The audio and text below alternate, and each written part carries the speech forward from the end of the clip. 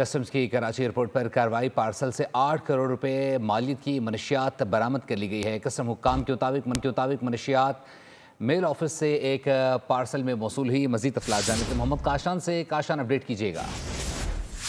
देखिए, पाकिस्तान कस्टम की जानिब से जिन्ना इंटरनेशनल एयरपोर्ट पर कार्रवाई की गई है। कार्रवाई के दौरान पार्सल से 8 करोड़ रुपए मालियत की मंशियात पकड़ी गई है। इसी हवाले से कस्टम हुकाम का बताना है कि इंटरनेशनल मेल ऑफिस में एक पार्सल मौसूल हुआ था। पार्सल जो है जर्मनी से पेशावर के लिए बुक कराया गया था।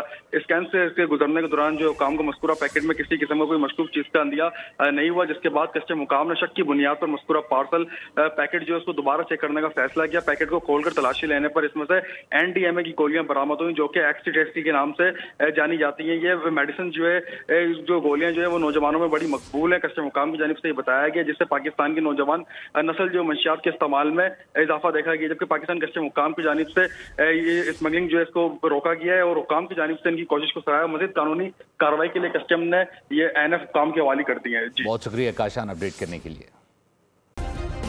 सब्सक्राइब करें और बेल दबाएं ताकि कोई खबर रह न जाए।